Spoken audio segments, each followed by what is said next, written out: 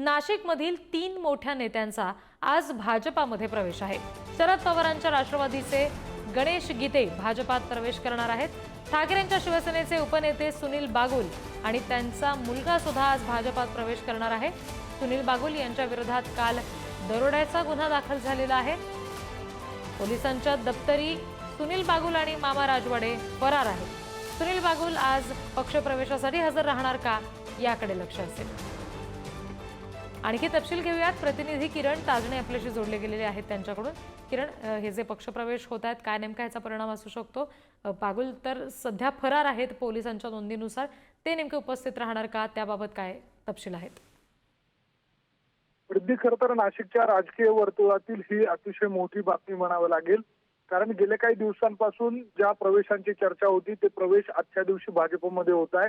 जवळपास 10 जणांचा आजच्या दिवशी नाशिकमधून भाजपमध्ये प्रवेश होतोय। मुंबईच्या पक्ष कार्यालयामध्ये हा प्रवेश होणार असल्याची माहिती मिळते आणि यामध्ये प्रामुख्याने जर बघितलं तर शरद पवारांच्या राष्ट्रवादीकडून नाशिक पूर्वमध्ये जे उमेदवार होते गणेश गीते हे देखील भाजपमध्ये प्रवेश करताय।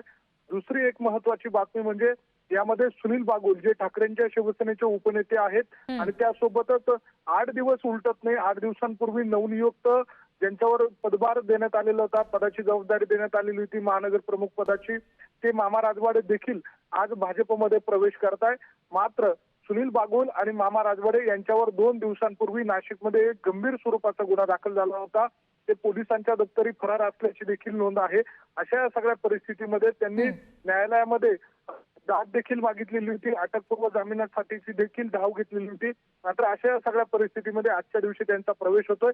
यासोबतच काही माजी नगरसेवक आहे, काही पदाधिकारी आहे, त्यांचा देखील प्रवेश होतोय। यामध्ये प्रामुख्याने जर बघितलं तर कमलेश बोडके आहेत, प्रशांत दिवे आहेत, सीमा ताजणे आहेत, अशा अनेक जणांचा माजी नगरसेवकांचा भाजपमध्ये प्रवेश होतोय। आगामी नाशिक महानगरपालिका निवडणुकीच्या पार्श्वभूमीवर हे प्रवेश होत असल्याची बाब जरी एका बाजूला आपल्याला दिसत असली तर दुसऱ्या बाजूला ठाकरेंच्या शिवसेनेला नाशिकमधून हा मोठा धक्का मानला जातोय। जी किरण, धन्यवाद दिलेल्या सगळ्या माहितीसाठी।